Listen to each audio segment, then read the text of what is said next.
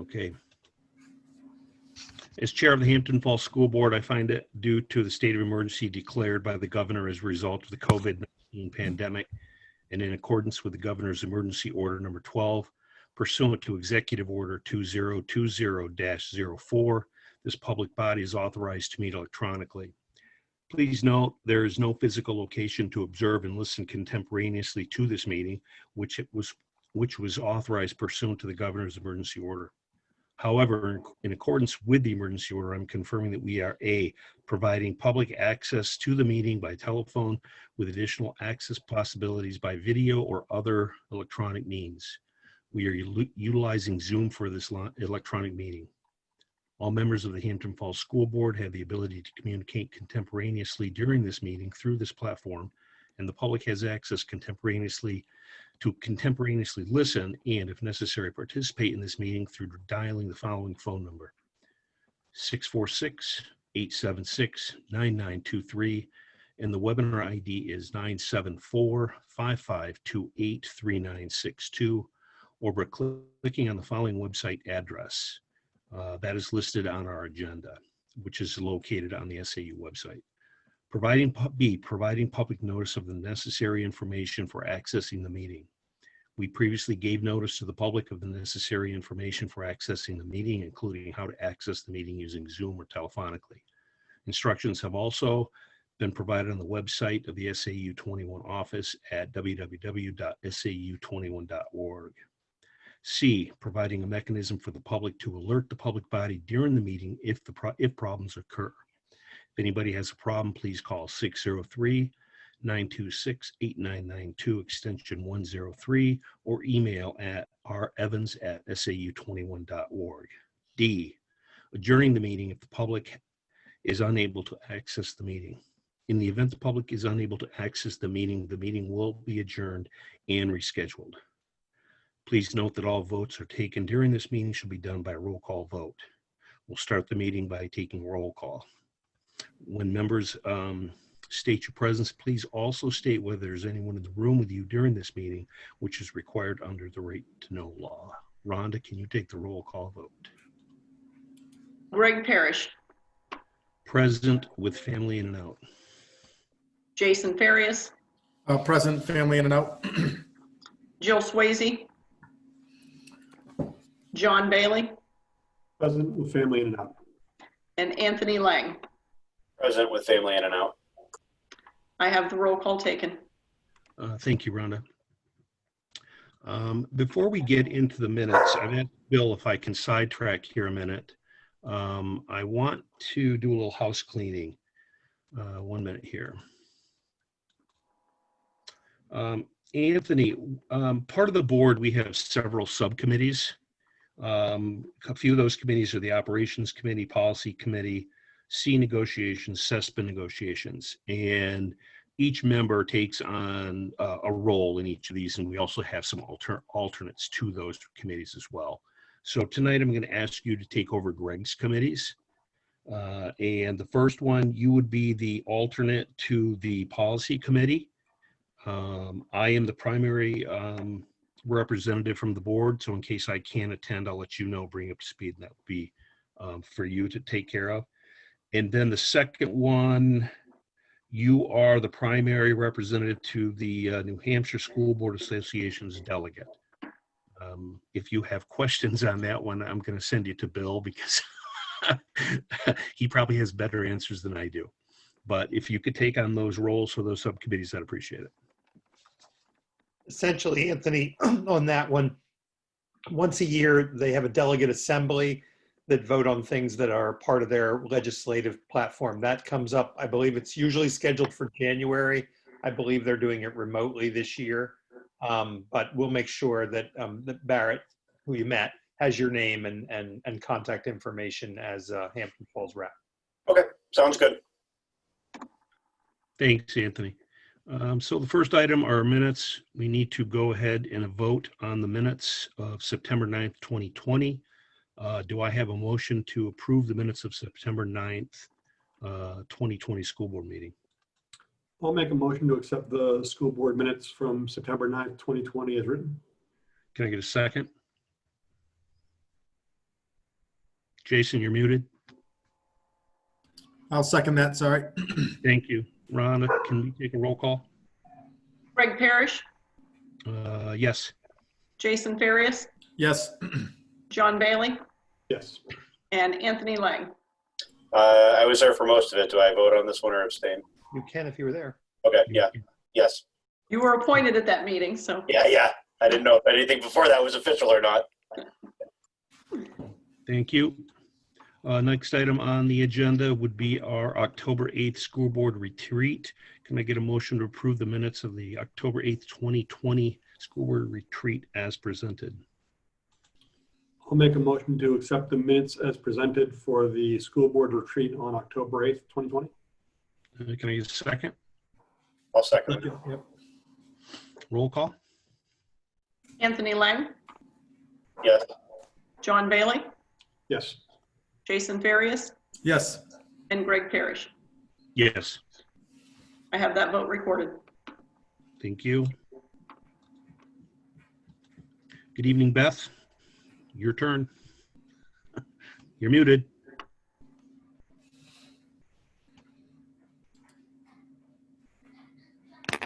You want my report now? Sure. Okay, I thought Bill was Really? going to do the matrix first. Hold on. No, it's the way it is on the agenda, so that's fine. Okay. Thanks. I just want to report out to all of you that we are really off to a really positive start. I mean, obviously school is not quite the same, but given all the details that were put into place and all of the protocols, families are doing a fabulous job with it, and things have been pretty positive on that end. And our students, I just want to give them kudos and tons of credit. They have been amazing. They come into school happy, they leave happy, they're working really hard academically. They're following all the protocols. I know we have to remind them many times, as you probably understand, because kids want to be together, but so far so good with all of that. We've had a very steady attendance. Families have the health check done 100% before we even get into the building most days, which has been really fabulous the last couple of weeks. Additionally, all of the outdoor spaces, Jason, thanks for spearheading some of that. Those have been so invaluable to us. Every class is outside at least for a block of time every single day. So I know that the weather is going to run out on that, but the dance floors we put underneath the tents today proved to be another invaluable idea and piece. So I'm thankful that we have those because they're not going to be in the mud, and hopefully we'll get another couple of weeks out of it. In addition to all of that, you know, like I said, we really took off academically right away. It does have a nice balance of all of our social emotional learning goals that we had started last year and that we will continue this year. But we start our days off in morning meetings and in group meetings, depending on the age. And it's just a nice balance of being in touch with them, developing the relationship within the classroom, and then really getting to work. So our days have been quiet, more quiet than you'd ever expect an elementary school to be, but they're also very calm, very peaceful. You know, we have a new bike group in town. If you happen to see 100 kids riding around town on their bicycles, I think that's really one of the silver linings in this. It's incredibly healthy, but they developed all these stops around town and they pick each other up. You have the older ones guiding some of the younger ones, and then they all go off, and I don't know how the poor general store over there does it at lunch, but they all go over there for lunch. So it has a lot of new friendships and a lot of blending of the grades with that. So that's a nice piece to add. In terms of communication, we know that parents haven't really been able to get into the building and probably won't for any time soon. So each of our grade levels sent home a video or a presentation that would normally be handed out at an open house type of thing where, you know, they shared a syllabus, their classroom practices, things that they're working on. And we did that we did that by last Friday so that this week they got going immediately on parent conferences so that you have all that information and now's your time to talk one-on-one with your child's teachers and ask all the questions that you really need to ask and get to know them and clarify anything that you're unsure of. And so that relationship also has begun, which I'm pretty happy about. Our school goals, we have a early release. That's not really an early release because we have an early release every day, but the same time at 12:30 we get out, but the staff will get to work on, we're learning all kinds of new online platforms, and it's sharing among staff. So the PD is among all of us, but we're really preparing for remote learning. We want to be very ready for it in the event that it happens immediately, or if it comes our way in a very planned way. We'll be ready for it and across all grades. We're also gathering materials and things like that for students to take home in the event we end up in that situation, but I'm really hoping we don't. So that is it on my end, I believe. Any questions? That's just a real quick question. In terms of the social emotional learning goals and objectives for this year and the restrictions in place in terms of outside visitors and they're not being able to come into the building, et cetera. Can you expand on exactly what you're doing there this year? Whether that's, working with Haven or dealing with the COVID crisis or anything else? How children feel about, I don't even know if it's a crisis anymore, but it's our day-to-day living and it's really changed. So in a morning meeting, they really get in touch with the children and their voice. And sometimes it's a planned activity and sometimes it's an open conversation. Sometimes it's a piece that they will read, but it is really addressing how they feel emotionally, how is their level of anxiety. Last year, we had started together as a staff working on common language, and we started with self-awareness because we understood that everything emanates from that place. From there, Laura Wheeler this year, I took her out of the UA rotation so that she spends more time in classroom. So it's almost like professional development with the teacher where she'll go in and lead a meeting and then they can take over from there. But Thursday, we do have an SEL committee among staff in our building, Jess Mason, Jess Bagley, Laura Wheeler, myself, and any other teacher that would like to join this year. But Thursday afternoon, we have a meeting, and what we're going to try to do is outline the rest of this year while we're in school and then prepare for all the SEL learning that we're going to continue online if we end up online. But we're looking forward to it. I can bring a presentation to a meeting perhaps in the near future so that you can see the whole castle wheel and what we're working on, the language that we use. I know we send a lot home regarding it, but I think to have some of our staff in one of our board meetings might be a nice way for you to kind of get like a whole school picture of it. If you're open to that. That would be great. Yeah, last year we didn't quite get as far as we had hoped, obviously, because we left in March, but it's alive and well, and it's something that we didn't start off doing just SEL related things. We want it to be part of the culture and a daily conversation that we have together.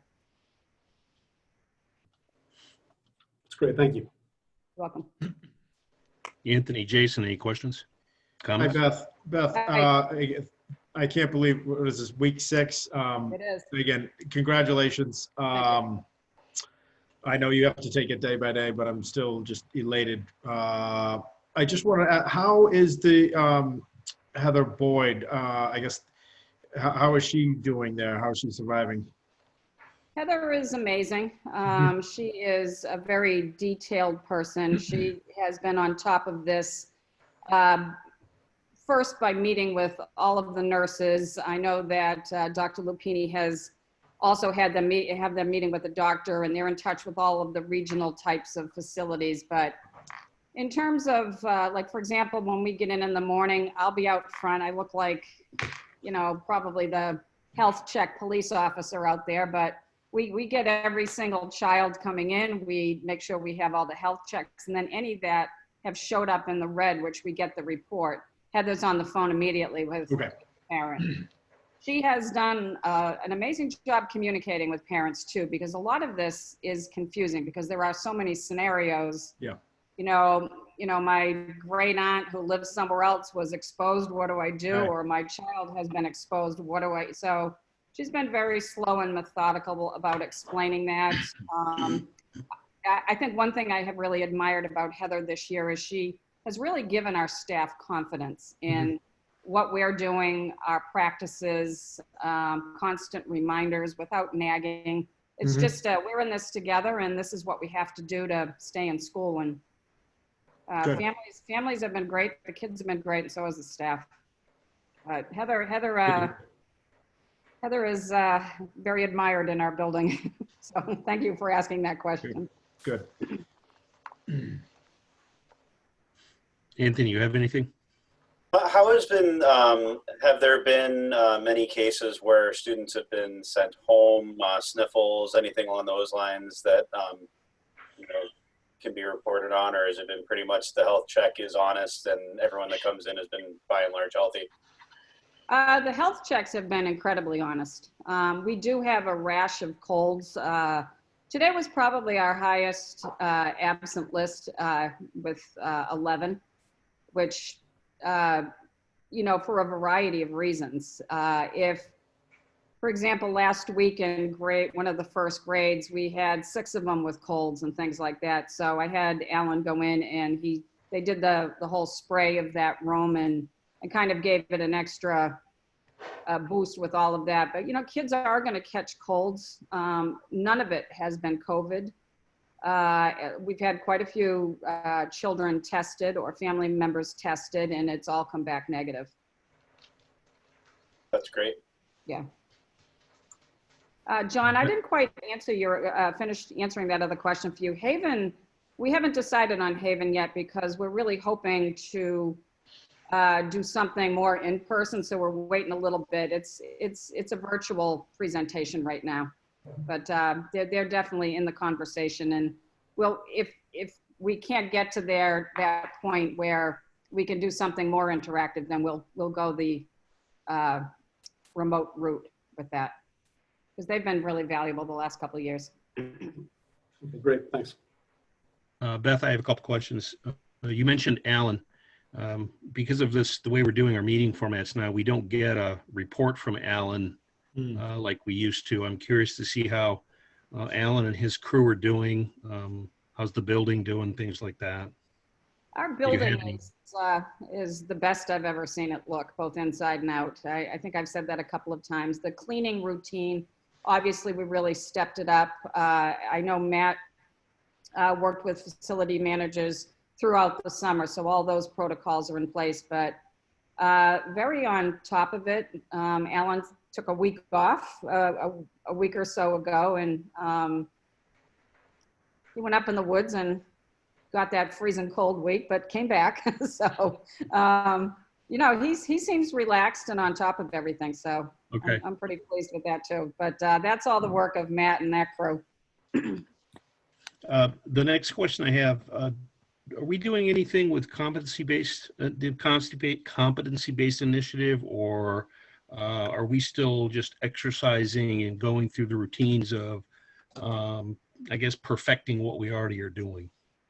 No, we have John Vanderels working. We decided to start with our 2 brand new staff members, Matt Nato and Amanda. We hired her as Amanda Perrin, but she is now Amanda Loader. She was married over the Labor Day weekend. So Amanda Loader is the name you'll hear, but John is going to start with them on Thursday afternoon. And then we will continue to schedule John throughout the school year. We're going to continue with our QPAs and continue to build on that in each of the grade levels. But I thought I'd start with them, bring them up to speed. So he's going to spend 2 hours with them on Thursday afternoon when the kids are gone. Okay, good. That's great. Yeah. My last question is to you or Bill, actually. You mentioned the nurses are working with the doctor. Are we still working with that doctor that they were working with, or the SAU was working with earlier this summer?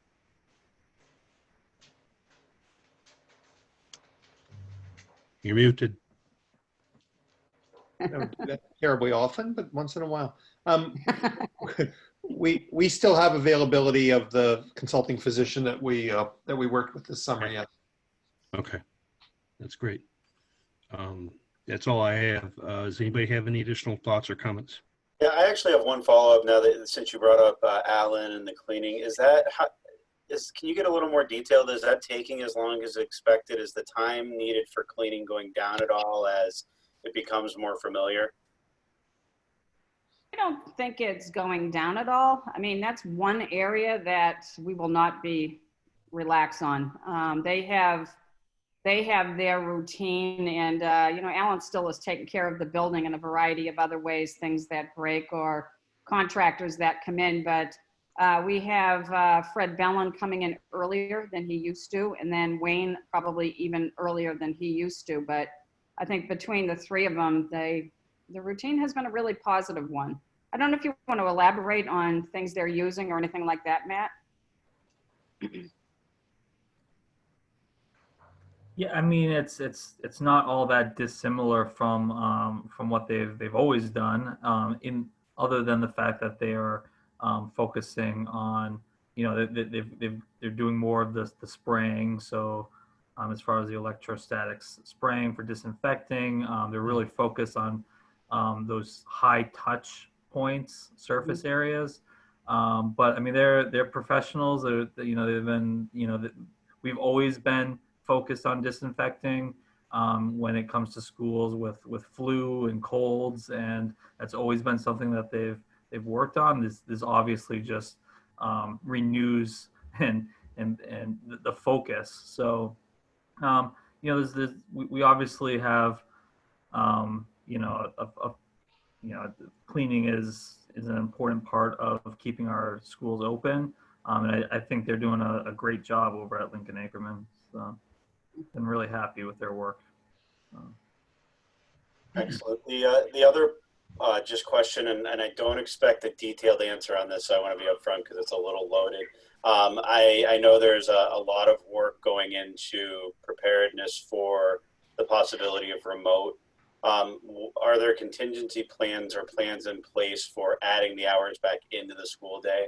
And have we started looking at the new reality that's come into focus, and if there's opportunity to look at that should circumstance change? Yeah, we have talked about that, and it depends on, I mean, there's so many different scenarios that could send you out. If we were sent out for a 2-week quarantine and say the K-2 pod, we would probably leave the schedule very similar to what it is, because they're going to step right back into it. Mm-hmm. If we step out for 3 months, heaven forbid, we will definitely, we have already talked about as a staff what that day will look like.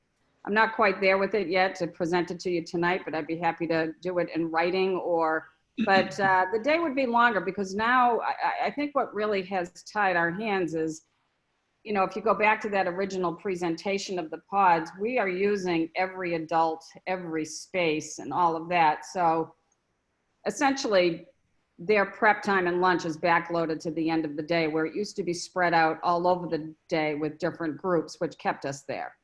Another thing I could lengthen a bit is the UA offerings. Now that's probably what has changed the most this school year, because of the situation we're in with needing all of the adults, and that we didn't want people to cross pods. So if we're remote, they can do that, but we can offer Spanish at more levels than just one, or music at more levels than just one. So now the way that we have set up the schedule is I would have music and Spanish with just grades 6 to 8 for a trimester, and then we'll switch at the trimester. So over the course of a year, students would get everything, but it's not the variety of offerings that we normally have had for kids to give them a healthy dose of the arts and exercise every school day. And just the final, if we don't step out at all, are there any plans for longer in-person days? It sounds like because of the way that you just explained, teacher prep time being crunched in at the end, that might not be as possible, because the free freedom within the day doesn't exist? That's mostly correct. This is all about arithmetic and numbers. I mean, the reason that we are in school is because we have the right amount of spaces. We were able to use them to keep distance among groups so that we weren't cross-contaminating more people. If in that event, if that were to happen with somebody, you know, we could keep kids pretty secluded with doors and bathrooms and all of that. But I have been fortunate with this dedication of our staff. I have enough staff members to be able to pull off a schedule that keeps cohort groups small. So that's another thing that people are beginning to forget about. We have to keep our cohort groups really tiny. I mean, if you're spaced 6 feet apart, we emptied out all the rooms of bookshelves and extra furniture and things like that. And our students are 6 feet apart. So in some situations, that could be 10 kids in a classroom, or it could be as many as 15. Some of our classrooms are larger. Yeah, absolutely. And I again want to say that everything that's been done has been really off the charts. You know, just wanting, and it does sound like all levels of contingencies are being considered as we move along. So I appreciate you going into that detail. Yeah, I will also just elaborate that when children get into school, a lot of the things that have been eliminated are the going to the cafeteria, then out to recess, then this, all the transition times and things like that. When children get to school, it's really focused. So I have been happy with that. I really feel as though that the amount of academics is pretty steady.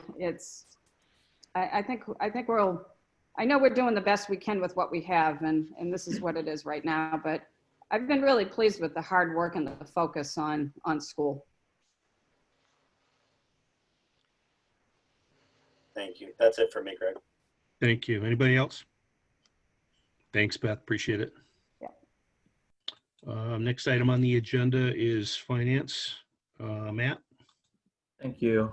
So we have two reports included for tonight's meeting. The first of which is our regular fiscal year expenditure report. There aren't really any significant variances from last month. You know, if you look at the special education account, it appears that we still have some available balance. I will note that we do know there are some expenditures coming that will likely put that account into the deficit. However, that's something that we will continue to monitor as we proceed through the year. The second report is the 2019-2020 year-end summary. So as part of our annual audit, we, as you know, we're just wrapping up the financial close of the previous year. These are preliminary numbers, but I did want to report them back to you. You know, that the full audit won't complete until probably February, but these numbers won't change between now and then. And if they do, I'll report back to you. One of the big items that we always discuss, and I want to report back on, was the unreserved fund balance. So for this past year, there was an unreserved fund balance of just over $341,000. This consists of really two primary funding sources. One is unexpended funds. So these are the funds in the operating budget that essentially we do not use. So we were under budget. The second item is revenue surplus. So on an annual basis, we report to the Department of Revenue our estimated revenue that we're receiving. So that includes Medicaid, that includes adequacy funds, any food and beverage from the federal and state levels for the school lunch program, donations, interest on our accounts. So if we actually receive more than what we estimated, then that also contributes to the unreserved fund balance. So This past year, we did have unexpended funds of almost $158,000. This can really be attributed to going to remote learning in the last third of the school year. As you can see, we had unexpended funds in areas such as transportation, just over $90,000, since we weren't busing students for 3 months. Our buildings accounts, so that would be like electricity, heating, fuels, and supplies of just over $72,000. Our substitute account, almost $22,000.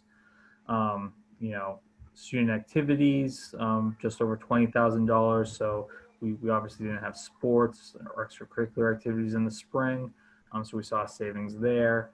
And then we saw significant savings in benefits of almost $122,000. And this reflects savings in health insurance. So we did see a differential from our guaranteed maximum rate to our actual rate this past year. So that provided some savings there. Also, we had, whenever we have staffing changes, that can occasionally contribute to savings. We transitioned from we're transitioning from a blue choice, high cost blue choice plan to to not offering that option. So that we did see some savings there. As you recall, during the collective bargaining agreement that was finalized and approved by the voters. That was one piece of the CBA, was removal of that high cost plan. Additionally, I did want to note that we were over budget in special education, so that offset some of those savings of almost $147,000. On the revenue side, we had a surplus of $119,000. This included interest from the bond, which was the bulk of that surplus. We received almost $97,000 in interest on the addition bond from our project. Additionally, we received $16,000 from Medicaid. As you recall,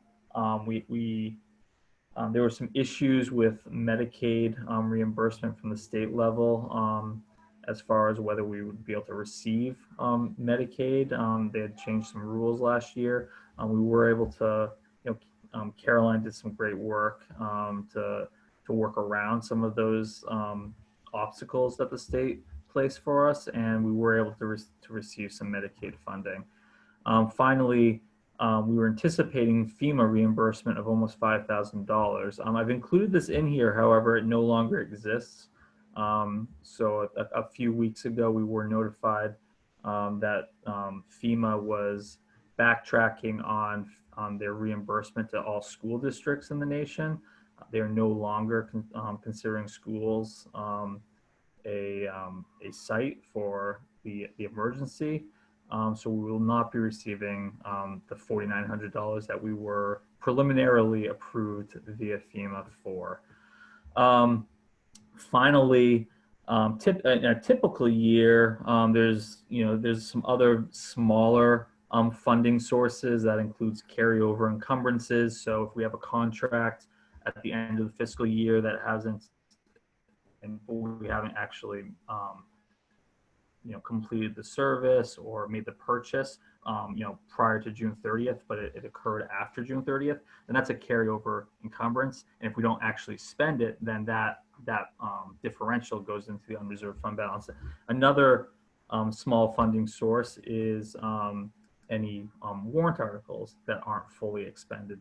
In this case, it's a much larger amount in regard to our gym renovations warrant article. So last year, we put forth a warrant article to complete the gym renovations. However, we were fortunate enough to recognize savings with the building project, and we were able to fund that via the operating budget.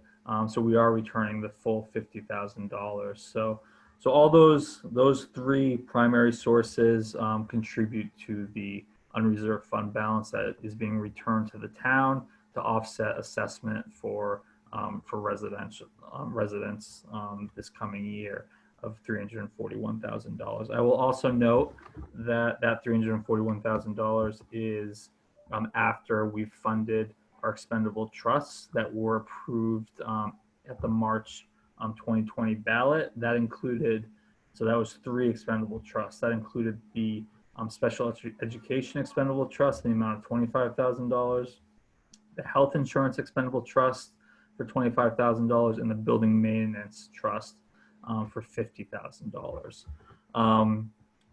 So currently, those balances are for special education is $213,000.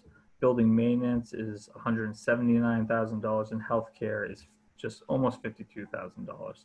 I will note, however, that the building maintenance expendable trust will be reduced by approximately $37,000 because we are planning a withdrawal, which, as you know, we approved utilizing the trust to install the kitchen's freezer and refrigerator, which has been completed. So we will be doing that withdrawal shortly.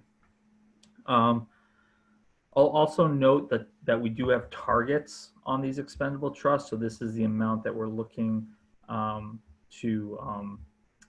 fund in the case of, so that we can utilize these trusts as a contingency if there are any unanticipated costs or just projects that are required to be done in any given year. So special education's target is $400,000, building maintenance is $150,000, and healthcare is currently $150,000. And that's those targets are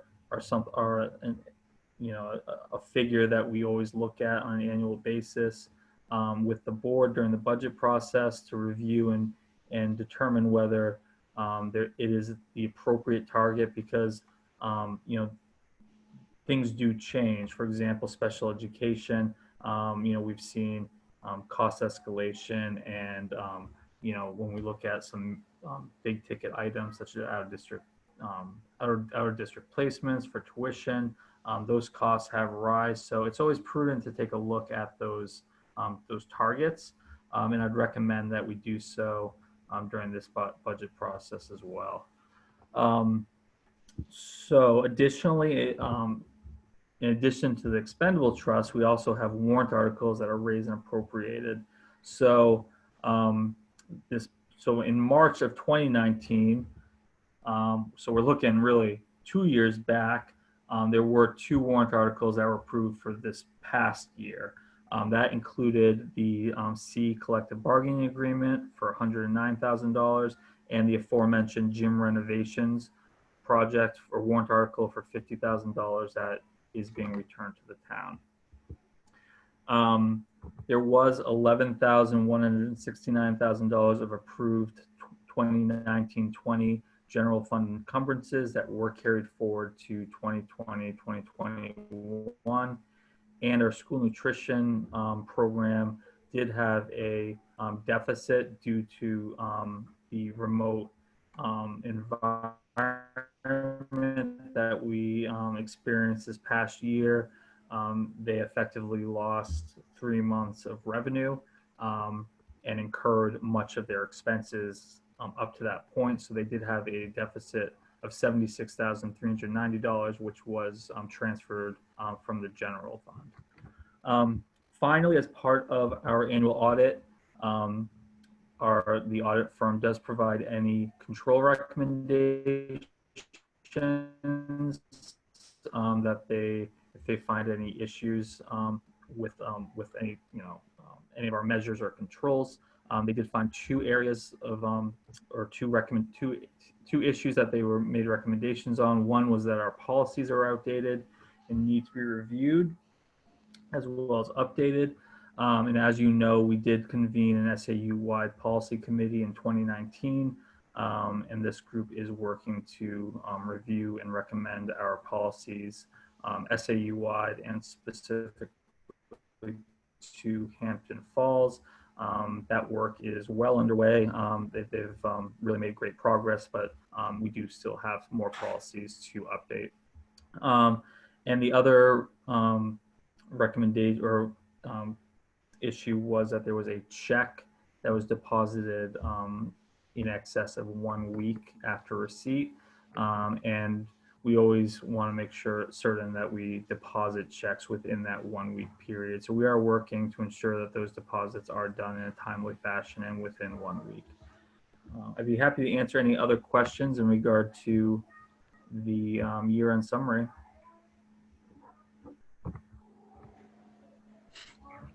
Matt, I have a question for maybe you or Caroline. You mentioned the Medicare shortfalls from last year. Are we foreseeing anything in this year, or do you not know yet?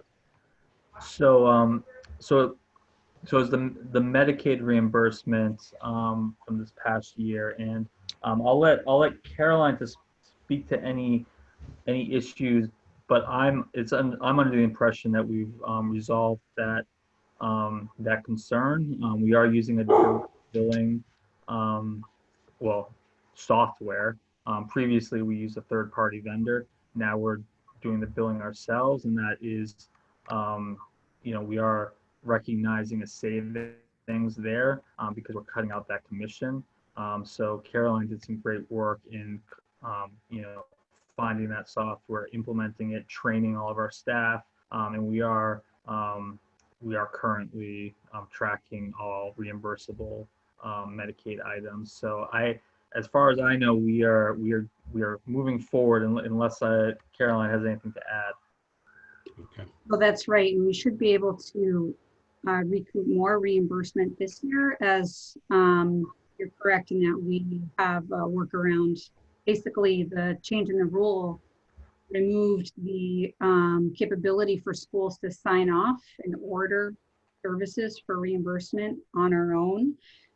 So we had to contract with an advanced registered nurse in order to sign off on some of our plans so that they would be compliant for reimbursement. And that was only put in place midway through last year. So this year we should be able to recoup reimbursement throughout the entire year. Okay. That's a good example of where, it really helps to have a cohesive SAU where we were able to contract a single, in this case, nurse who's able to provide that service across all of our districts. And that brought down that cost, for each individual district. So it was great to have that cooperative agreement and Caroline to work on that. Because otherwise it would have been very difficult for the individual districts to receive that service independently, and it would have been more expensive. I would agree with that. I do think that's one of the benefits that we've certainly experienced with bringing more responsibilities or more tasks back to the SAU. Thank you. Does anybody have any additional questions for Matt? Hi, Matt. Can you, just for my own edification, I'm just curious that the bond interest, how is that calculated? And is that roughly the number that the town would see every year? That's the town's guaranteed that sort of some sort of interest money on that order of that. Just curious. Yeah. So this was a one-time kind of payout. So how it works is when we received the bond proceeds, so the $4 million, that was put into a bank account. Oh, okay. So and then it was drawn down on as we completed the project and paid out for our various subcontractors. So prior to receiving that bond, we negotiated a rate. Because we knew that we want to maximize that interest payout. So. Okay. And I just have one more question. How, based on your experience, based on the amount of money that's being returned, do you use this as a guide moving forward for budget planning for that will occur next month? Or do you look at historical data from the past 5 or 6 years? So I'm just curious how that.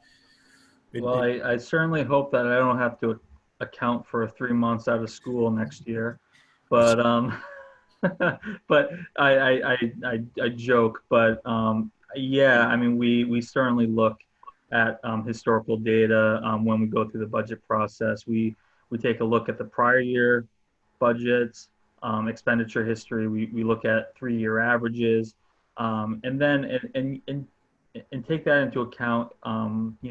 Balancing that with any new initiatives and specific needs that we have for the next year. So it's a kind of hybrid approach when going through that budget process. I'm sorry, last one. How are you, and Greg, you could maybe add to this. How are we treating the expendable trusts? Do we utilize them? Do we work them into our budget? Are they off limits? What's the mindset with utilization of those funds? If I can, Matt. Sure. I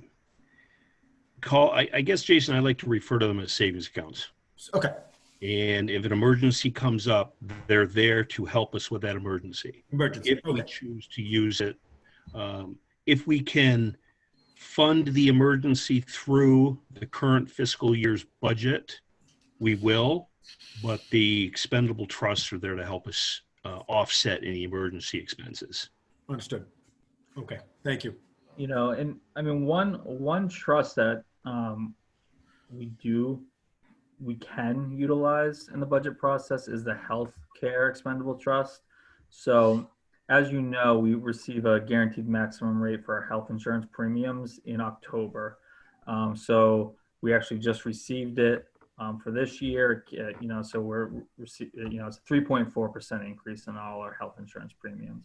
Well, that's not what we're actually going to pay. I mean, it could be, but we don't receive the actual premium until March. So sometimes there's a differential there. So last year, it came in about 5% lower than the GMR.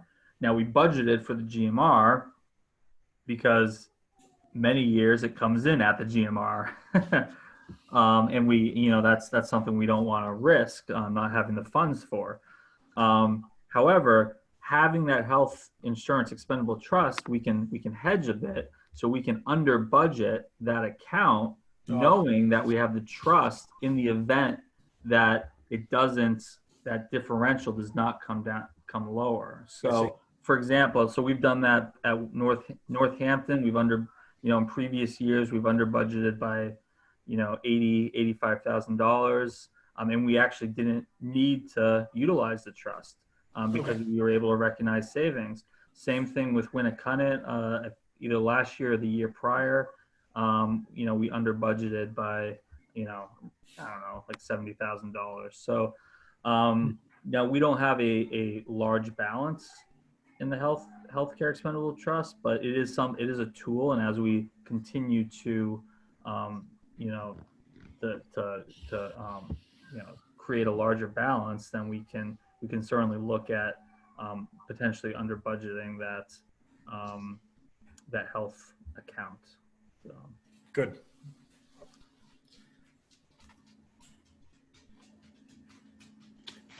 Any other questions for Matt?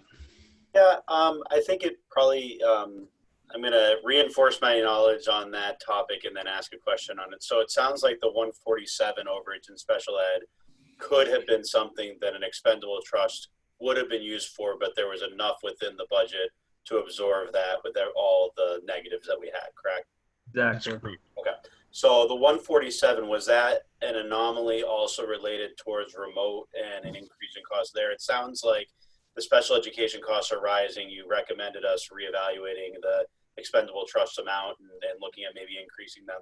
Are we in a similar position this year where we're looking at a potential overage, or where did that all come from?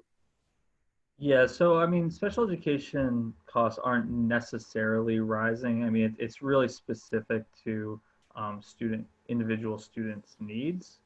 And I know that Melissa and Caroline are working very hard creatively to try to provide the programming that services our students, but also can recognize savings. So that being said, I do know that this year we do have we do have some unanticipated costs in special education. At this point, I do not expect to have to go to the expendable trust.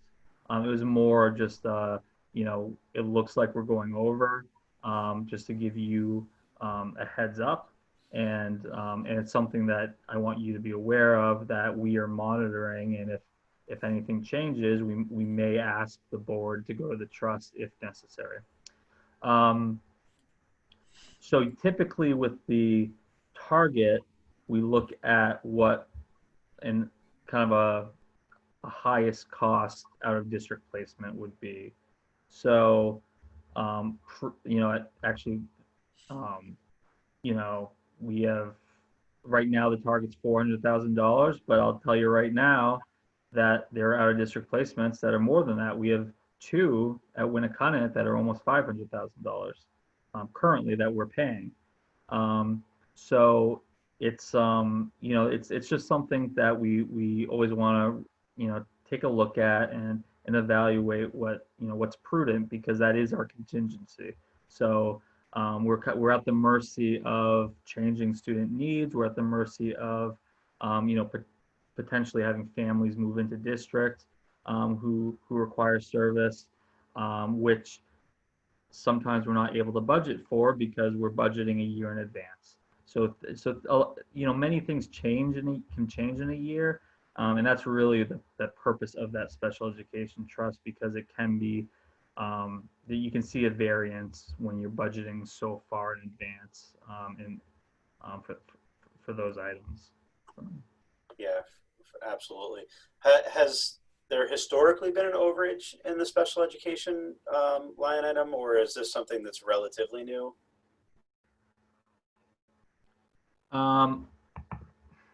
I'd have to take a look at the last few years. I mean, that's easy enough to find out. I mean, we've had overages, absolutely.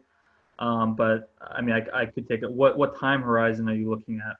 I just wanted to know if it's something that we need to consider as we go into budget, if we've been historically just undershooting it. And I mean, obviously there's a million variables, and it's probably the most moving target that we have in the entire budget. Yeah.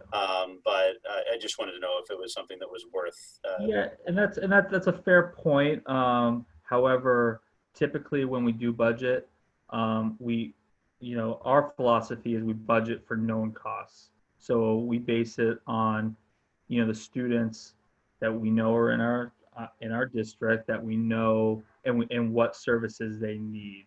And then we understand that can change, or new students could move in, but that's what that expendable trust is for. That's what that contingency for is, if there is that variance. So I'd be reluctant to kind of over budget, knowing that we're being, even if we've gone over the last few years, because we know we have that contingency. That's what the trust is there for. So. That's fair. I mean, if it was always 10%, then 10% was always within the expendable trust. It's fine. Because even when you look at last year, I mean, we were over budget by $147,000, but we were still able to absorb it. Right. Now, granted, it was a unique situation last year with the the savings from from the pandemic, but that's something that we'll certainly discuss when we go through our budget review sessions. Perfect. Awesome. Thank you. Anthony, since I've been on the board, the special education really hasn't been out of line by the end of the year, where it's really put it out of line at times, and I'm not saying it hasn't been. We've had a student's needs change, and we can't budget for that. A couple of years ago, we had a family move into town in the middle of the summer that had a child with tremendous needs. We can't budget for those unforeseen issues that come up. So it's kind of hard to budget for that. And again, these are good examples of why this trust is pretty valuable to us. Yeah, it makes sense why the trust is set at the dollar amount it is for those just completely Yes. unknowns. And I know that, you know, transportation just in and of itself is a huge portion if we have to get them somewhere else to satisfy that need. So. And Matt's right. There's, you know, our target number is $400,000. If we get a student that moves in the middle of the summer that needs off-site education, that 400,000 could go in a heartbeat. So this is a good fund to have for us. Any additional questions for Matt? Before we leave this, the one thing I want to I just want to mention this for you guys to think about, board members. I do want to talk about the target numbers during budget season. As Jason and I found out at the CIP meeting a few weeks ago, we got talking about the building maintenance trust, how we manage it, what's the language to it. Can we start increasing the funds within that trust for future building projects so that we don't give large hits to the town through warrant articles? So I want to have a conversation about that during budget season. We don't need to have it tonight, but I want to give you a heads up to maybe start thinking about that, even along with the targets on the other trusts if we need to address them. So that's all I wanted to say to that. If there's no additional questions, I'll move on. Thanks, Matt. Welcome. The next item is public comment.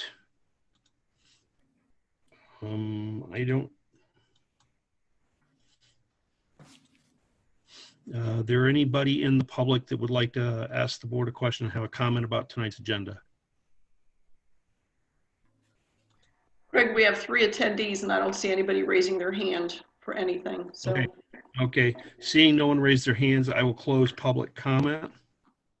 The next item on the agenda is the update on return to school. Bill, I believe this is you. It is. So thanks. I put the matrix up there because one of the things I want to use as a guide here, and I won't go into great detail because Beth's already done a great job of explaining a number of issues. But this was this is the Lincoln Ackerman example of the matrix that we published on October 1st with respect to school decisions. I want to flag a couple items. First of all, these items that are in italics or bolded, excuse me, are the ones that we've looked at in particular.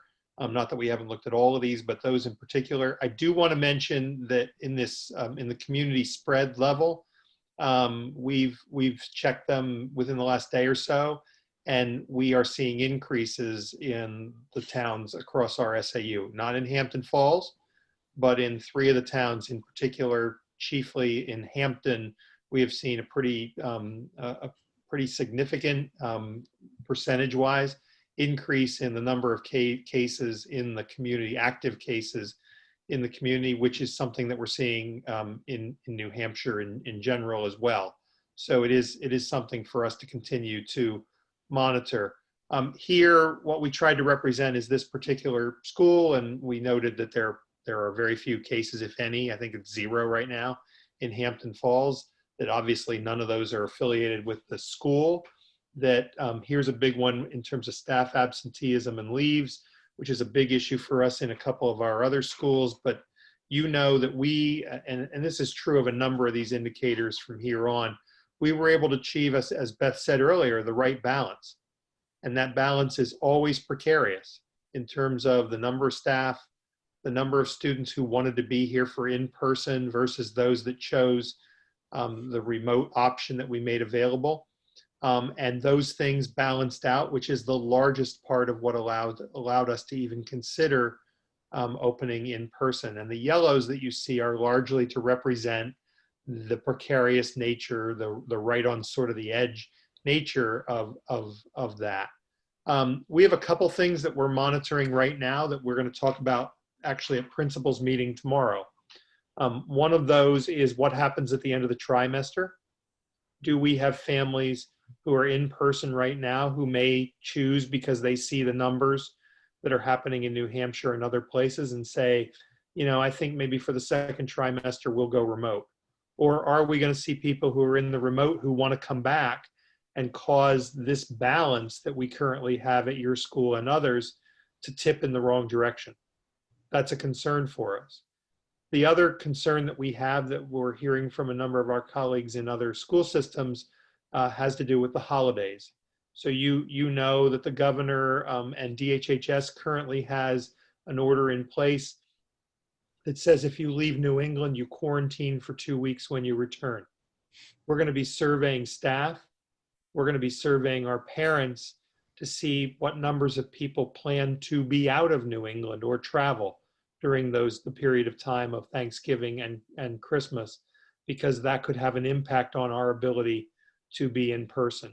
There are school districts, we know of 2 and 2 others that were considering it in New Hampshire that have already gone remote for the period of time from Thanksgiving through at least Christmas, one that is going to go remote through Martin Luther King Day to cover the 2 weeks following Christmas. They're going to do that to cover for that out of district travel, which they don't think they can accommodate otherwise.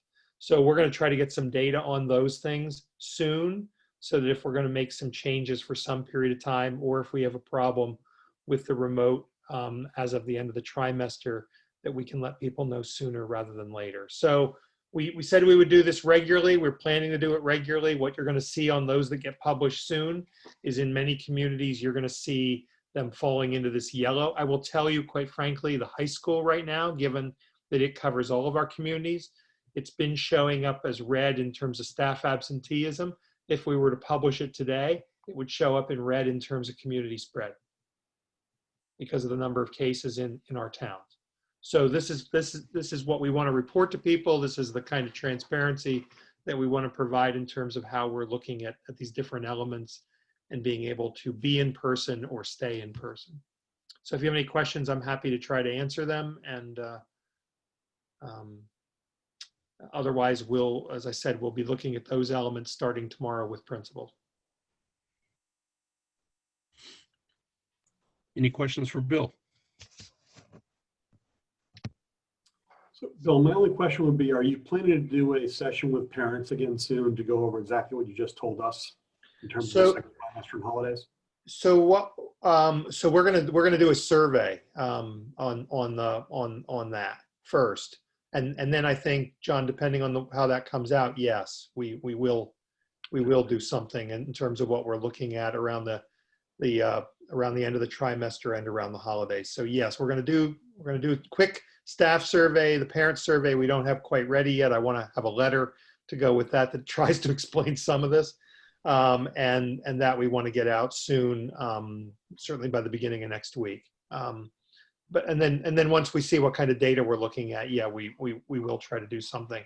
The other thing we've been doing is taking these presentations just on the matrix and putting them up on the website so that people, if they want a sort of an explanation of the matrix for their school, they can get it there. No, that's great. That certainly sounds smart. And I would encourage you to get ahead of it as much as you can, which sounds like it's exactly what you're doing. So thank you. Thank you. Bill, do you have a target date when you want to make some of these decisions? In the next 2 weeks, because we want to be ahead of it. You know, we don't want to be telling people the first week in November that you know, we're going to go remote for 6 weeks, or you know, not that I'm saying we're going to, but right. but I'd prefer to be doing that before the end of October. Okay. Anthony, do you have a question? Yeah, so I know that right now we're not so much focused on, you know, parents of the students that are leaving New England. I mean, obviously everyone's individual care. Is there any consideration in the survey going to be for those that are expecting out of state or out of New England visitors in? And I think that could be a valuable, like it might not be what we make the decision on, but if it sways the numbers, it could be valuable. So we could. It's not part of the DHH. I had a lovely conversation with a parent the other day about this. It's not part of the DHHS quarantining, right? course, there are a lot of things about that guidance. As one person shared with me who was thinking about going to New Jersey and made sure to tell me that she knew I lived in Massachusetts and that our numbers were far worse than New Jersey, and so I should be quarantining. But then there's the issue of people coming to visit you, which is not part of the guidance that we've received from DHHS. So we don't have that on the staff survey. The staff survey really has to do with their travel. It's pretty much directly in line with the DHHS guidance. Okay, I'm fine with that. I mean, it is what it is. Yeah.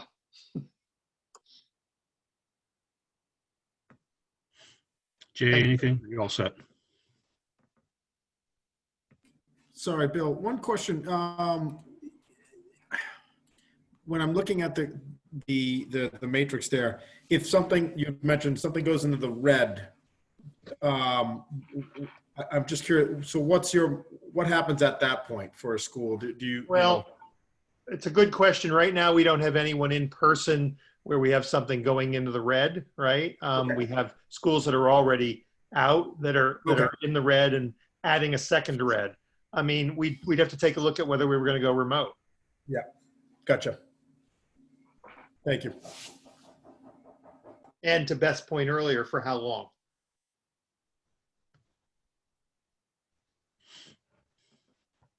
Any additional questions or thoughts? Well, okay then. Thanks, Bill. Thank you.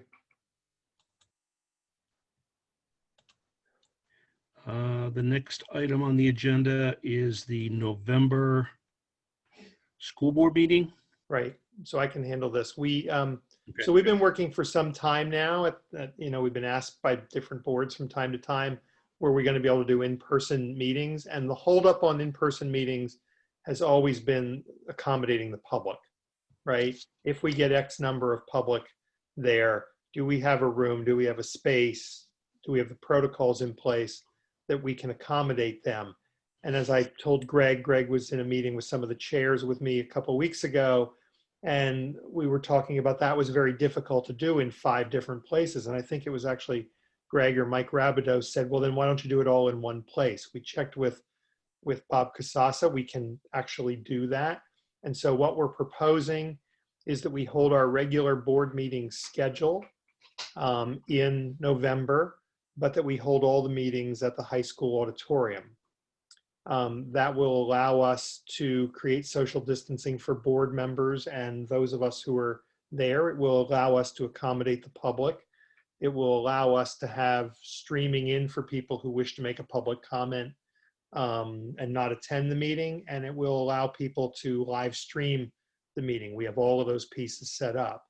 We've been able to set up time in between the meetings because we have 4 of our meetings where on 2 different nights they follow one another, and we'll be able to do a cleaning protocol between the meetings and accommodate in-person meetings.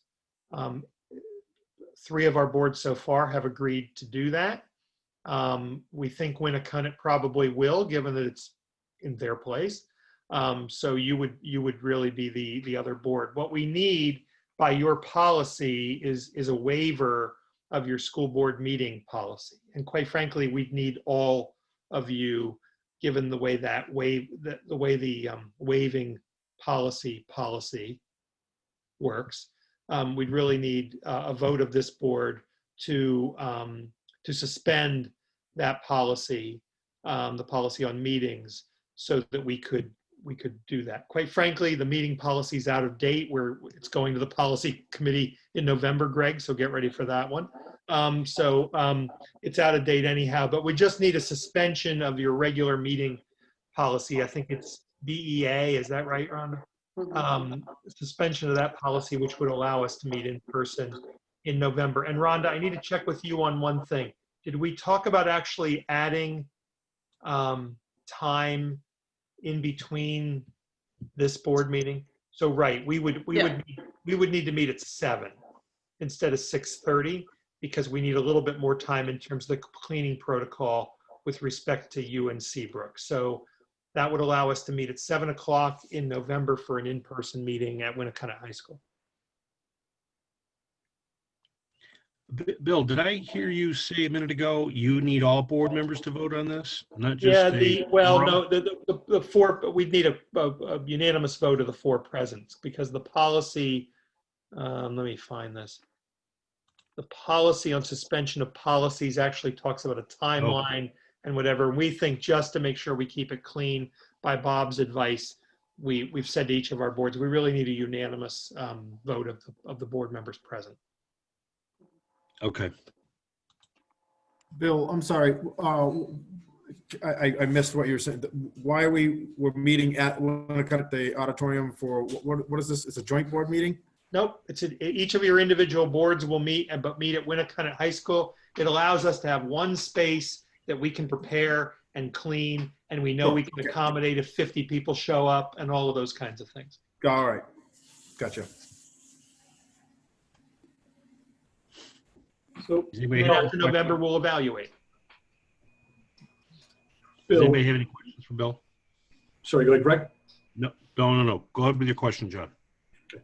So I'm assuming that in addition to streaming, we'd still be doing the Zoom component in case someone has a cold or whatever the case may be and that they need to be remote. Yes, absolutely. Okay.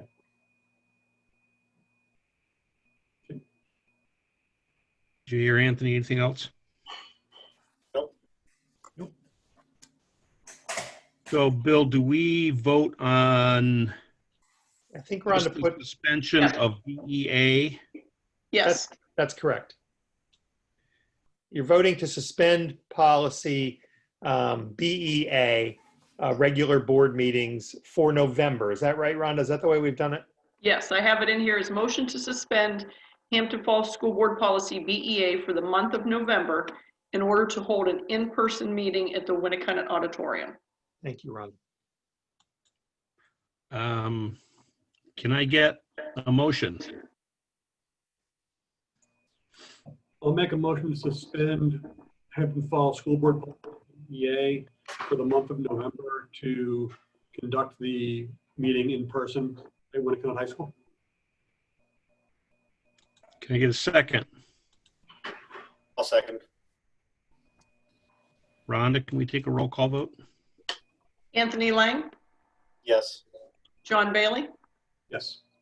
Jason Farias, Yes. and Greg Parrish. Yes. I have that vote recorded. Thank you. Thanks. Okay, the next item on the agenda is the newsletter. Unfortunately, Jill is not here to go into some detail for us. She did send, I think, a copy to everybody as just an outline or, I don't know, a general premise of what the newsletter could be starting off. I don't know if any board members have any comments or any administration have any questions about this. I thought it looked like a great start. Okay. Bill, do you We- think this, I guess, are there things missing that you would like to see on it, or, you know, or vice versa? I mean, some of these have, I don't mean to put anything on Beth or on myself. Some of these have, that I've seen have sort of a column from the principal, the superintendent, whatever, that could be added over time. But no, generally it's those kinds of things. These things are generally highlights of significant action items at board meetings Okay. or significant discussions at board meetings. Okay, good. Is there any preference for, like, I guess, duration, length, or, you know, short and sweet type idea? I'm getting Only that. if you so it's want- like only if you couple want people pages to read max it. Type length for this. Yeah, only if you want people to read it. Then you want to keep it shorter. I mean, people will, you know your town better than I do, but generally speaking, with these kinds of things, something that's to the point, has a few key things that people will want to read is what people pay attention to. Jay, I think I'd keep it to one page right now, like the flyers, maybe the front and back, partial of the back. I wouldn't get real detailed at this point. Bill, do we need to vote on this to move forward. Again, I don't have That a time. depends. I don't know your history with respect to this. I mean, generally speaking, I've not seen that when I've seen a newsletter. You know, the other thing I can do that I should have thought of last week is we can ask Barrett if they have examples of other districts' newsletters. Okay. That might be helpful. Okay. Because there's some, I'm sure, out there that do them, many of them that put them up online, I'm sure, but there are probably some good ones that would be helpful to whoever's going to work on this particular project. Okay. If it's okay with the board, I'd like to talk to Jill about this, get more detail. Kind of get an idea. I don't know if she's heading up this whole project, taking this on, writing it. So I think there's some more detail we need to ferret out here. I think this is a really good idea. So with the board's permission, if I can, I'd like to go ahead and reach out to her and get some more detail. Fine by me. Agreed. Okay. Yep. Okay. So right now, I think what she's put together is a good step forward. I will talk to her, and then let's see if we can finalize whatever we're going to do in our November meeting, if everyone's okay with that, and possibly get something out by the end of the year. Yep, that sounds good. Yes. Okay. Okay, thank you. Bill, do we have anything in non-public? We do not, sir. Okay, then. Does anyone have anything else? Seeing we have nothing else, no comments. We Real have quick, joint. Greg, Go ahead. Rhonda or Bill, can you just confirm the start time for the November meeting again? I know you said it before, but I didn't write it down. It'll be, I believe, Rhonda, we talked about that at 7, right? Right. Yes. And in your list of next board meetings, I did go ahead, you know, hoping that was the case, and listed it as 7 p.m. So Great, thank you. you're welcome. So on the 20th, we have our joint board meeting at 6 o'clock. On the November 4th, we have the joint board policy committee meeting. Our November 10th is our school board meeting. On November 9th, joint board public hearing and meeting regarding the budget. Is that correct, Matt? That's correct, yes. And then on November 19th, we begin our budget review. So if, unless anyone has anything else, can I get a motion to adjourn? Motion to adjourn. Can I get a second? I'll second. Rhonda, we're all set. Everybody's all set. I have it marked unanimous at 7:49. Meeting is adjourned. Thank you, everyone. Appreciate it. Have a good Have night. a good night. Thanks, everyone.